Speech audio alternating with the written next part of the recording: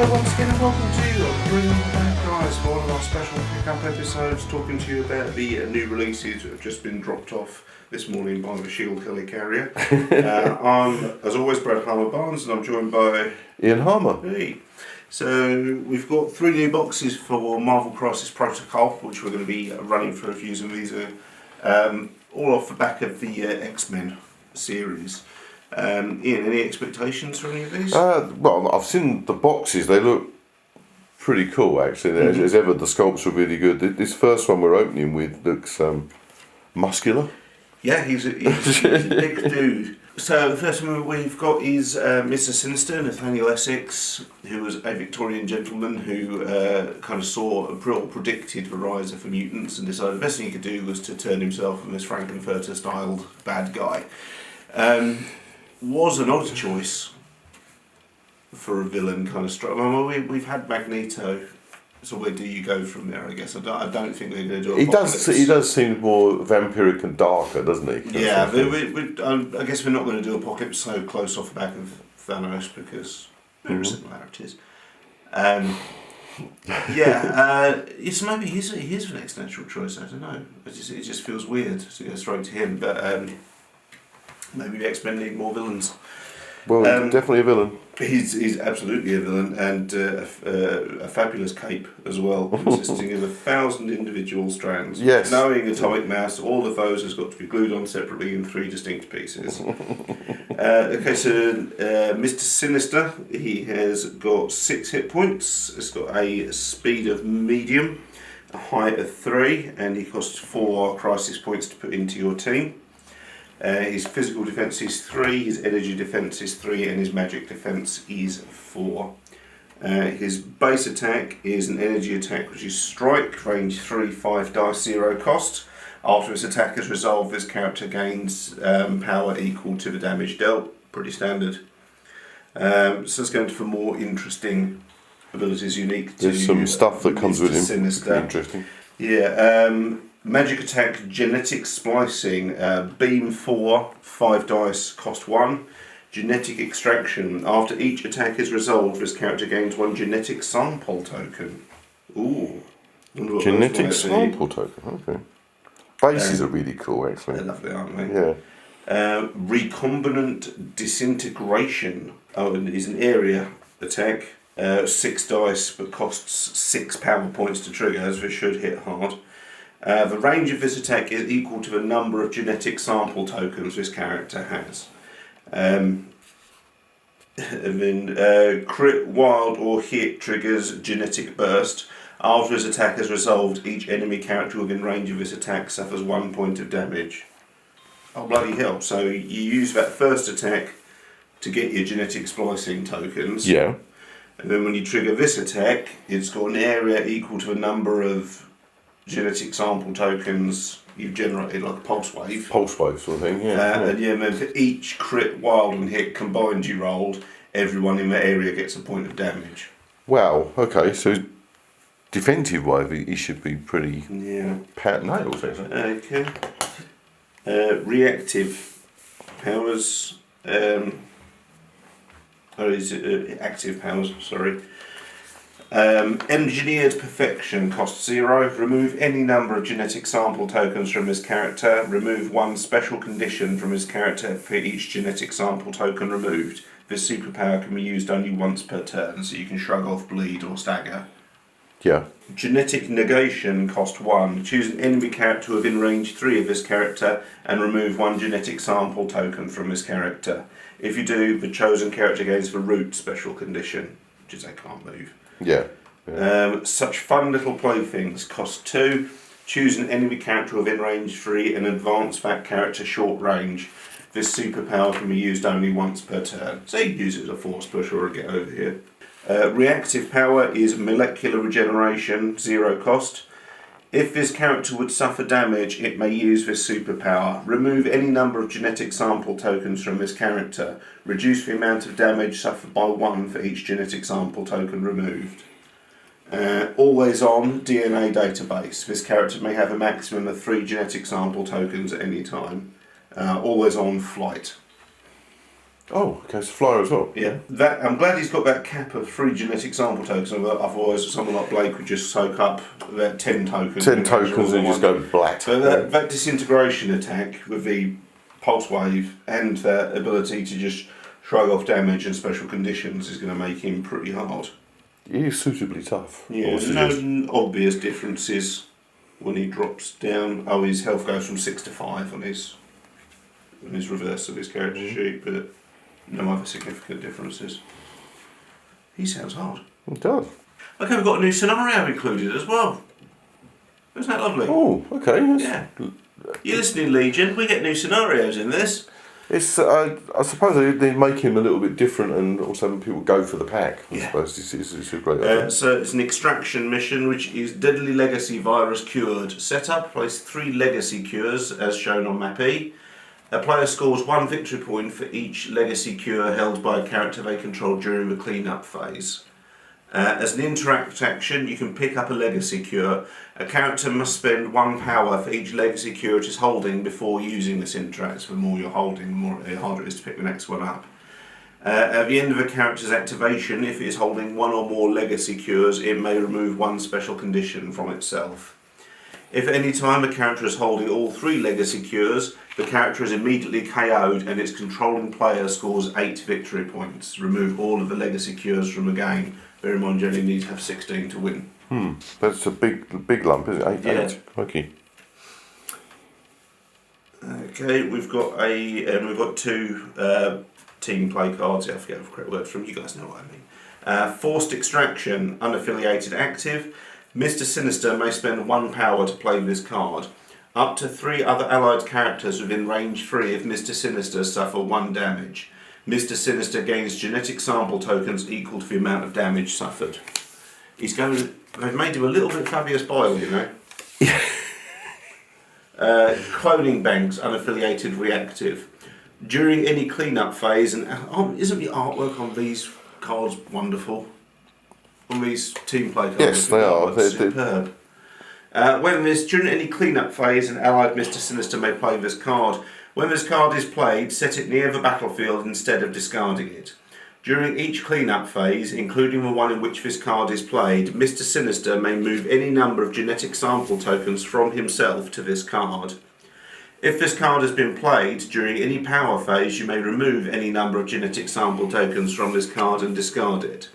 If you do, place an unused character from your roster with a threat value equal to half the number of genetic samples removed or lower into play within range 1 of an allied Mister Sinister. The unused character gains 3 power and is now part of your squad. I've not seen that before. So bear in mind, where you start with, I remember last time we played, it's been a while, where you start with 10 characters, then you pick the scenario and that gives you your points cost so you know to build your army from those 10 characters. That will let you bring in one of the 10 that you didn't use. Yeah. Yeah, especially it's added sidelines. Yeah. Yeah, it's not going to be anyone too powerful. You're not going to be able to pull in Hulk or anything like that. But no. You can pop a Spider-Man in. Black Cat. Mm-hmm. Something like that. Baron Zemo jumps out of nowhere. Bob Agent of Hydra. I think it's a good set, and I think those cards add a lot as well. Yeah. It's nice to get a little bonus scenario though. Absolutely. Okay, and the next set we've got is the Scarlet Witch and Quicksilver, or possibly Quicksilver and Scarlet Witch. I can't see the box from here. I don't seem to tie these two together. It's all good. Well, I think it's great. The first of the second wave Avengers, which is an awesome TV show about them. It's good timing. Yes, should create a bit of interest. Yes, up first we've got Scarlet Witch, real name Wanda Maximoff. She's got 6 hit points, speed medium, height 2, costs 5 points to put into your force. She's got physical defense 3, energy defense 4, magic defense. This looks 4. like a wonderful model stuff. She's got 2 attacks. Her first attack is Hex Bolt, which is a magic attack. Range for 6 dice, costs 0. After this attack is resolved, this character gains power equal to the damage dealt. If you roll a critical fail, it triggers Chaos Magic. After this attack is resolved, for each critical fail in the attack roll, the target character gains one of the following special conditions: Bleed, Hex, Incinerate or Poison. Okay, so its crits are actually good for her. Okay. Her second attack is a magic attack, Cruel Twist, which is range 3, 8 dice, costs 6 power to trigger. The defending character does not add critical results in its defense roll to its total successes and cannot add additional dice to its defense roll as a result of exploding criticals. So, because Crits count as blanks when defending against that's going to create a bit of an opening then, isn't it? Yeah, if she rolls a critical fail, it triggers Reality Contortion. Change one of the defending character's critical, wild or block results to a blank. That's gonna hurt. Yeah, It sounds odd. I think it sounds like attacks will get through. Yes. Because there's not much you can do to stop it, really, is No, there? she sounds horrible. Superpowers, active power, telekinesis. Cost 3. Choose an interactive terrain feature of size 4 or fewer within range 3 and throw it medium. This superpower can be used only once per turn. Reactive power, curse, cost 2. When this character is damaged by an enemy effect, if after the effect is resolved, you may use this superpower. The attacking character gains the judgment special condition. She also has always on chosen stone, which is when attacking, defending, or dodging, this character adds critical failure results in its rolls to its total number of successes. Always on. The sculpt is amazing. The actual head is part of the cape, so that shouldn't be too bad there. Yeah. But then she's just floating from her base by magic. Oh, okay. That's kind of like the storm one. Yeah, I presume superglue works on magic. I'm going to say yes. She also has Hex Field, always on. Enemy characters performing a shake action within range 3 of this character may not remove the Hex, Judgment, or Poison special conditions. Not come across Hex, I don't think. I don't think any of the other characters have had Just that. grabbing the rule onto my phone. The character doesn't roll additional dice for its exploding crit results during an attack, defense, or dodge rolls, and its blank results cannot be modified. She's going to hurt, isn't she? Yeah. Character does not gain power when suffering damage from enemy attacks. That's pretty bitey. And always on flight. Yes, okay, that's fair enough. Also, no significant drop or changes with the damage. Quicksilver, real name Pietro Maximoff, has 5 hit points, speed long, which you'd hope. Height 2, cost 3 to put in your force. Physical defense 3, energy defense 3, magic defense 3. First attack, physical attack, supersonic strike, range 3, 4 dice, cost 0. After this attack is resolved, this character gains power equal to the damage dealt. A critical or a block triggers dash. After his attack is resolved, this character may advance short range. Wild and hit trigger velocity. After his attack is resolved, this character may make a supersonic strike attack. This character may not target the original target character, so he can bet, like Cap Shield, it can trigger it a second time. Yeah, okay. His second attack is physical attack, Cyclonic Vortex. Range 3, 6 dice, cost 2. After his attack is resolved, this character may advance medium. Power, Speedster, cost 2. If this character is not holding an objective token, it advances long range. This superpower can be used only once per turn. Reactive power, Can't Catch Me, cost 3. When this character is targeted by an attack, you may use this superpower. This character advances short range. If at the end of the advance this character is outside the attack's range or the attacker's line of sight, the attack ends. If it is the attacker's activation and the attacker did not target multiple characters, the attacker may make another action. The superpower can only be used once per turn. So if he's in range, he gets a chance to bug out. Yes, more elusive, Yeah. such, yeah. Always on, supersonic reflexes. When this character is defending against a physical or energy attack or making a dodge roll, it may re-roll up to 2 of its defense or dodge dice. Always on, wall crawler. Oh, nice. Really, really good. We've got a new scenario, which is an extraction scenario, research station attacked.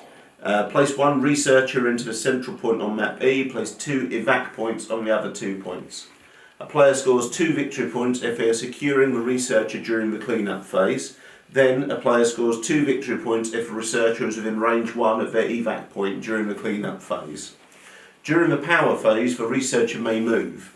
If a player is securing a researcher, they may place it within range 2 of its current position. The evac point farthest from a player's battlefield edge is their evac point.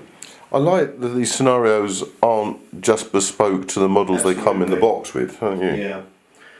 And we've got some gameplay cards as well. Can I borrow that? Unaffiliated reactive. After an attack made by an allied Quicksilver that damaged... an attack made by an allied Quicksilver that damaged an enemy character holding an asset token is resolved, Quicksilver may spend 2 power to play this card. Move 1 asset token from a target character to Quicksilver. He picks up and is now holding that token. This card does not allow a character to hold more tokens than the crisis specifies. Difficult to please. If an allied Scarlet Witch has dazed or KO'd and an enemy if an allied Scarlet Witch has dazed or KO'd an enemy character this round, and an allied Quicksilver has interacted with or picked up an objective token this round, Magneto may play this card. You may remove an activated token from Magneto. Wow, okay. That's really good. Yeah. No more mutants, unaffiliated reactive. When an enemy character within range 5 of an allied Scarlet Witch spends 1 or more power to use an active or reactive superpower, Scarlet Witch may spend 3 power to play this card.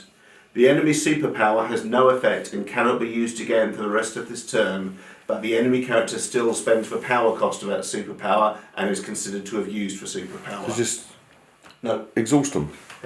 Yeah, excellent. The Whims of Chaos. Unaffiliated active. Scarlet Witch may spend any number of power to play this card. Choose 1 non-dazed character within range 3 of Scarlet Witch for each power spent to play this card. Choose each chosen allied character may remove 1 point of damage or 1 special condition. Each chosen enemy character gains 1 of the following special conditions: Hex, Root or Incinerate. Oh, nice picture. The artwork on these cards is superb. I like the Magneto tie-in, that's really good. Yeah, that was a nice touch. Okay, on to the Sin and Viper set from our Crisis Protocol. Nice choice of bases again. Yeah, 2 unusual characters I wasn't expecting to have added to the game quite so soon. Yeah. Then I suppose that's better than just bringing out all the A-listers they can think And of. then And a 3 big- years down the big line, we've trench just got of- to get the barrel scraper out. Yeah. Okay, so Viper, real name Ophelia Sarkissian, 5 hit points, speed long, height 2, cost 3, physical defense 3, energy defense 3, magic defense 3. She's got 3 physical attacks, a poisoned blade, range 2, 5 dice, cost 0. Looks quite large. After this attack is resolved, this character gains power equal to the damage dealt. Wild triggers poison. After this attack is resolved, the target character gains the poison special condition. Physical attack, Assassin's Pistol, range 3, 4 dice, cost 0. After this attack is resolved, this character gains 1 power. Wild triggers stun. After this attack is resolved, the target character gains the stun special condition. Physical attack, Viper Strike, range 3, 6 dice, cost 3. After his attack is resolved, place this character within range 1 of the target. Wild triggers Venom. After his attack is resolved, the target character gains the slow and stun special conditions. You couldn't come up with a better way than Venom. That's not going to cause any confusion at all, is it? Active superpower Displacement Ring. It costs 2. Place this character within range 2 of its current position. This superpower can be used only once per turn. Reactive superpower Coiled Serpent, cost 2. When this character is targeted by an attack within range 2, it may use this superpower. Instead of rolling dice equal to its defense, it rolls 5 defense dice. Then, if this character suffers no damage from the attack, after the attack is resolved, the attacker suffers 2 damage. Always on Stealth. Characters must move in range 3 of this character to target it with attacks. Sounds okay. I'm sure she's not overly expensive to use, and No, I mean, she was leader of Hydra for a very long time as well. yeah, some nice Hydra tokens as well. Okay, Sin, real name Cynthia Schmidt. 4 hit points, speed medium, height 2, cost 3, physical defense 3, energy defense 3, magic defense 4. Physical attack, automatic pistol, range 3, 4 dice, cost 0. After this attack is resolved, this character gains 1 power. Rapid fire. After this attack is resolved, this character may make 1 additional automatic pistol attack. This additional attack must target the original target character. The additional attack does not have the rapid fire special rule, so you get a 2 for with that one. Yeah, okay. The reds fell off. Physical attack, make it personal. I'd have to get a red skull for it, wouldn't I? Range 2, 6 dice, cost 4. Crit and wild triggers insult to injury. After this attack is resolved, this character may make an additional make it personal attack without paying the power cost. The additional attack must target the original target character and is a magic attack instead of its normal type. This additional attack does not have the add insult to injury special rule. Leadership ability, Red Mayhem, affiliation Cabal, so she can lead a Cabal team. Right, yep. During the clean-up phase after scoring victory points, roll a die for each objective token contested by an allied character. If the result is a crit, wild or hit, push each enemy character contesting the objective token away from the objective token's short move. Roll a die for each enemy character holding an asset token within range 2 of an asset allied character. If the result was a crit, wild or hit, the enemy character drops 1 asset token of your choice. That's awesome. That would really help if you're behind on the objective front and then suddenly your enemy starts dropping objective tokens or get shoved away from them. Yeah, that's right. In Crisis Protocol, shoving someone away from objective can be more effective than killing them. That could be the payoff to the game. Yeah. Active power, hit and run, cost 2. Action, this character immediately makes an attack action followed by a move action. This superpower can be used only once per turn. Reactive power, partners in crime. At the end of this character's activation, if it was within range 4 of an allied crossbones, this character may use this superpower. If the allied crossbones does not have an activated token, he may activate before your turn ends. Always on, heir to the wicked. When this character is damaged by an enemy or allied effect, after the effect is resolved, if it is not dazed, it gains 1 power. Always on, stealth. Characters must be within range 3 of this character to target it with attacks. The ability to tagger up with crossbows is really cool. Yeah, it's good. They are right to put these two together in the one box, obviously, because they're both Hydra, aren't they? So yeah. Okay, Team Tactics cards. To Ash and Cinder, unaffiliated reactive. At the start of the activation phase, Sin or Crossbones may spend 2 power to play this card. Place a demolition charge token within range 3 of this character. During the next cleanup phase, all characters within range 2 of the demolition charge token gain the stun special condition and then suffer 2 damage. Destroy all terrain features of size 3 or less within range 2 of the demolition charge token, then remove the token from the battlefield. that's quite a bang, yeah. Yeah, that's really cool. Illicit tech. Unaffiliated active. During Crossbones or Sin's activation, they may spend 1 power to play this card. This character may use the attack shown above once this activation. Energy attack XBOSIN plasma rifle, range 5, 6 dice, cost 0. 40 watt range. After this attack is resolved, this character gains power equal to the damage dealt. After this attack is resolved, the target character and enemy characters within range 2 of it gain the Incinerate special condition. This attack can only have dice added to the attack roll from exploding crit results, and this character cannot modify its attack dice during this attack. Interesting, there's no Viper Tactics cards, they're both Sin ones. Yeah, it's not like a lesser character by any means. So no, not at all. No. But I think what they've done is they've intentionally tried to tie her to Crossbones. Yeah. They're kind of best friends in their work anyway. Do seem to be always linked. Yeah. Hey Disney, if you're not going to bring Red Skull back, just bring Sin in. Don't lose the head, would be what I would say here. Okay, there's 3 new releases for Crisis Protocol. Are there any particular favourites for you? I want to see that Sinister on the map. Yeah. I'm intrigued by the ability. I mean, Scarlet Witch and Quicksilver sound a lot of fun. I like his kind of yoink attack where he can just steal asset tokens from people. And Scarlet Witch is basically, she attacks you. You're not really going to save against it. She's nails. Yeah, takes away all your armour buffs. 5 intriguing characters, all very different. Yeah, and lovely to get some scenarios as well. Absolutely. The connection between Sin and Crossbones is really cool because everyone's going to have a Crossbones because he's in the core set. Yeah. They're going to have one, aren't they? So, that's really good. It's an awesome tie-in. Okay guys, we hope you've enjoyed watching this. We'll be testing these guys out as soon as I can get them scrubbed up, assembled and painted. If you want to, this has been a show for emotionally14.com. What's Emotionally 14? It's a website containing unboxing videos of superheroes, daughters of Nazi war criminals, and all the other things that you love can be found at emotionally14.com, and you can find them on all social media channels at emotionally14. If you want to follow the show itself, you can find us on Facebook and Instagram at Bring On The Bad Guys, and keep it tuned because there'll be more gameplay videos coming your way very soon. If you want to follow me, I'm on all social media channels at RealBradHB. Ian, where can people find you? I'm on Instagram on Great Old One. Awesome. Okay guys, we'll see you very soon. Bye. Bye.